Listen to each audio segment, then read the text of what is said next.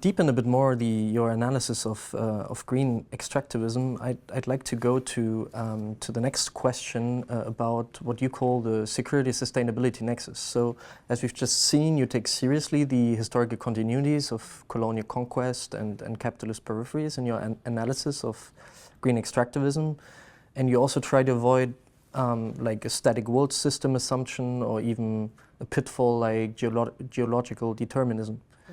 And so through this concept of security sustainability nexus, you examine how nation states are working to secure the green tech supply chains in the context of global and geopolitical tensions. So could you maybe walk us through this new conjuncture? And also, do you see this shift as a rupture with capitalist greenwashing, or rather as its intensification under new geopolitical imperatives? And how does this emerging nexus differ from earlier phases of green capitalist modernization, which relied rather on market-driven mechanisms like carbon markets, pollution permits, all these tools that environmental economists claimed would like internalize these so-called ecological externalities? Yeah, it's a really good question. I think the first thing I want to say about what I've termed the security sustainability nexus, maybe I'll just define it, and then I'll make my sort of first substantive point about it, and then I have a few other notes. So what I mean by security sustainability nexus is a set of discourses and policies that justify and promote the onshoring of mining into the global north. We could maybe call it the reshoring in some cases. In the United States, actually, reshoring can be more apt because we actually have had a large historical mining industry. In Europe, it's a little harder to call it reshoring in a lot of cases. It's more onshoring. But what I mean by that is that global north from Canada, US, Europe, UK, these governments in their jurisdictions are attempting to attract extractive capital to set up operations within their borders, to set up a lithium mine, a cobalt mine, rare earths, etc., copper. And this should immediately like raise an eyebrow or raise a question, because didn't we just say that actually like a fundamental fact about the global economy and its history is that extraction is primarily located in the world's peripheries, right? Not in the kind of centers of finance or industry or high-tech value-added production, right? So, you know, I think that the first implication of, actually, let me restate that. So to just return to the definition for a moment, security sustainability nexus. So I've said it's kind of a set of justifications and policies that bring more mining into the global north, right? And the question is, why would anyone want to do this, right? Like, isn't it perfectly fine for the global north to, in a way, sit atop the pedestal of global production in which these more toxic, honestly, conflictual, but also less value-added sectors stay offshore? And they, you know, those goods can be acquired in the past by colonial intervention and imperialism, and today by trade relations that benefit the global north, right? And that because these resources and the people and nature that produce them are cheapened, right? So you get access to cheap resources, right? So what's the problem?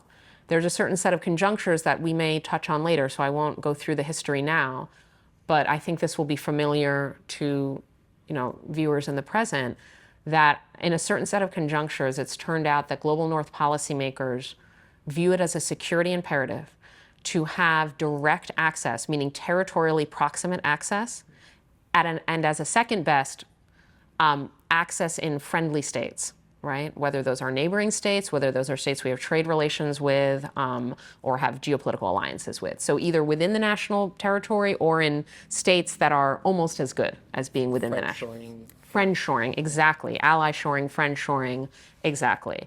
And so, you know, in a certain political economic conjuncture, that the preference for proximity, control, security, and access outweighed, or at least partly mitigated, the prior preferences for cheapness and kind of reliability as in a market sense, right? The sustainability part, you know, we'll get into that more later, but at the very least, and very much so initially, in the kind of starting the late 2010s, we could say early 2020s, a period that almost seems just behind us, but also so close to us, right? This was primarily justified in terms of the green economy. The green economy is geostrategic. It's the cutting edge. We cannot let China dominate it. China has dominated it by constructing very secure supply chains, a lot of which route through its own territory or the territory of states that it has good relationships with, right? And so the way to dominate China, or at least kind of counter it, is to do the same thing within the US, within Europe, right? But this was justified because lithium batteries are the cutting edge technology we all need. They're also the route to the new energy system. They're the key to the new energy system. And just as energy has long had a sort of geostrategic valence to it as a sector, that kind of translated into this way that security and sustainability understood as green capitalism and green supply chains, fused and merged as a very powerful discourse to onshore, right? And part of what made it so powerful is that, and this will bring up some prior things we've already talked about, is that not only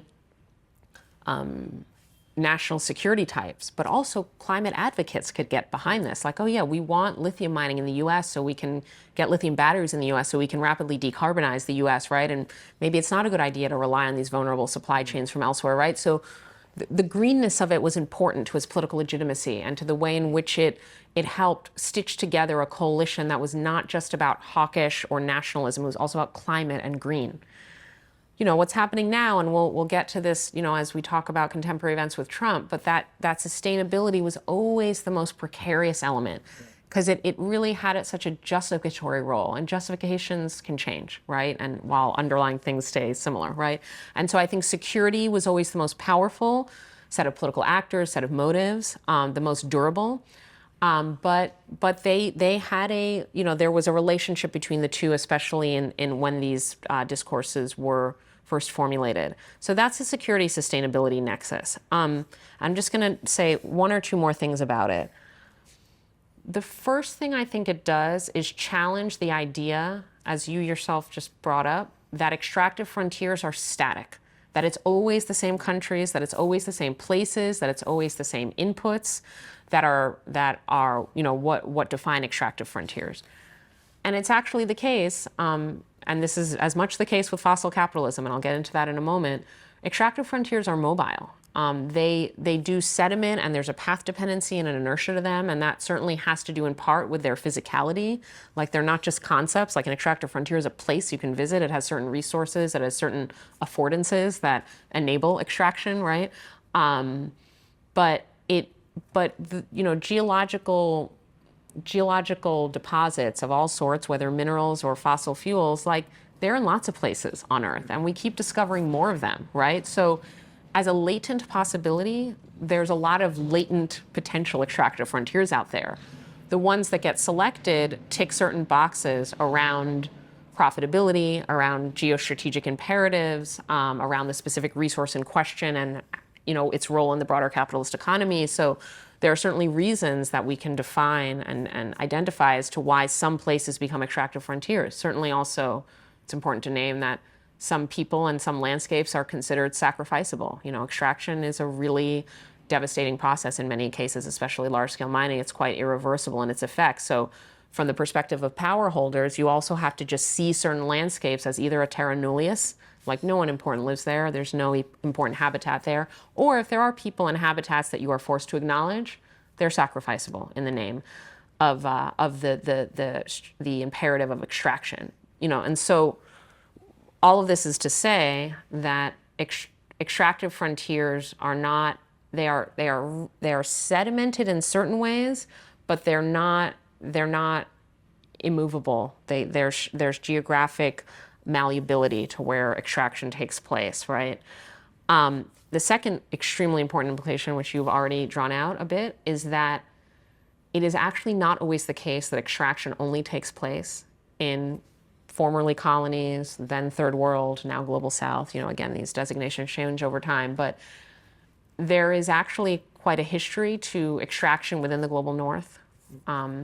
It's certainly for periods that can amount to centuries, been relatively strategic for global north countries to get resources from elsewhere.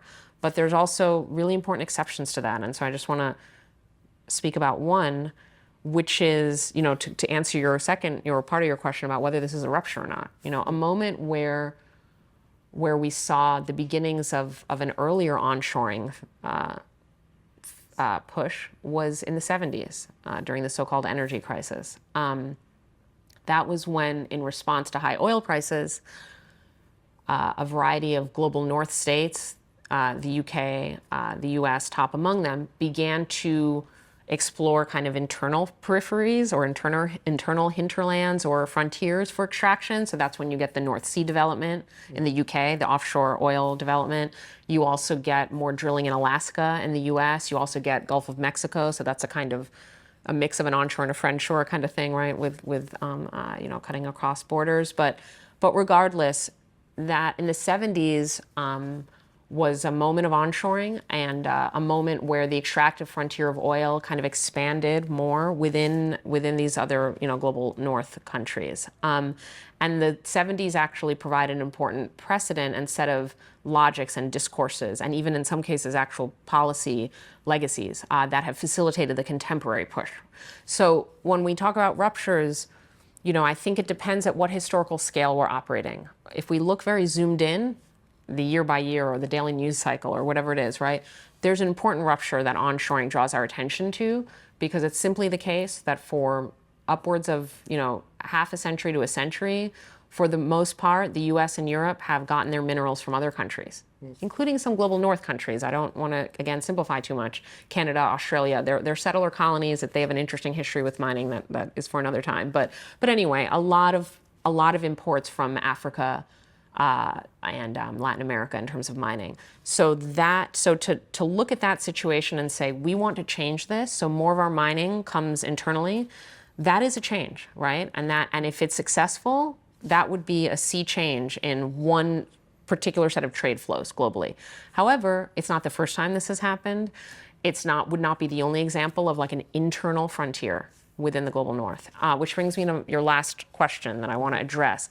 Very interesting, first time I've thought about this, so I really like the question about, is there a kind of adjacency conceptually, or is there more of a contrast between another way of like internalizing, right? You're asking like, in what way does bringing mining sort of back to the global north or to the global north, which is its own kind of internalization, like how does that relate to or contrast with the idea that capitalism can internalize its own externalities, right? And that's a kind of now almost out of fashion idea, but it's important to keep talking about it because I think it's important history, like this idea that with carbon prices or carbon taxes or cap and trade regimes, we can just force capitalism to price in, to cost in its externalities, and then they actually are no longer externalities. They are internal factors of production that carry certain costs. So like, okay, then you reduce your carbon footprint to reduce your costs, right? Because carbon is now priced. And so it's a kind of proposition very aligned with an earlier moment of kind of green capitalism as an economic but also political project, that capitalism can sort of solve its own contradictions. The contradiction in this case being, what James Conner called like the second contradiction of capitalism, right? That there's a contradiction between capitalism and its ecological foundations because it self-undermines ecologically. Well, if you priced in the ecological externalities or the carbon footprint, then maybe capitalism could internally adjust. It's such an interesting parallel, but difference, right? Because I just explained the logic of market mechanisms as this kind of mode of internalization of externalities. And instead, what we see is a kind of more territorial form that takes and a kind of geopolitical form that takes, right? Where instead of importing, you are becoming more self-sufficient. So you're internally self-provisioning the inputs of the green economy or of the high-tech economy, of the semiconductor economy, right? Because there are other sectors where there's an argument for onshoring of raw materials, right? So it's less about markets internalizing and more about states internalizing, right? It's very interesting to see almost this conceptual parallel of what's inside versus what's outside, and how calculi on the part of state or corporate actors shift in terms of what's convenient or strategic to kind of in-house or have external. I mean, there's this even longer debate in the history of capitalism around vertical integration, like what makes sense for a company to do internally versus what's better to do via contract, via markets, via offshoring, outsourcing, et cetera, right? So there's this kind of fundamental kind of question in capitalism about what is a market relationship versus what's internal to a firm, or what capitalists calculate internally versus what they kind of consider an externality, or what states want internally versus not. And there's probably a deeper answer than what I've just given, but I like thinking about those in tandem quite a bit.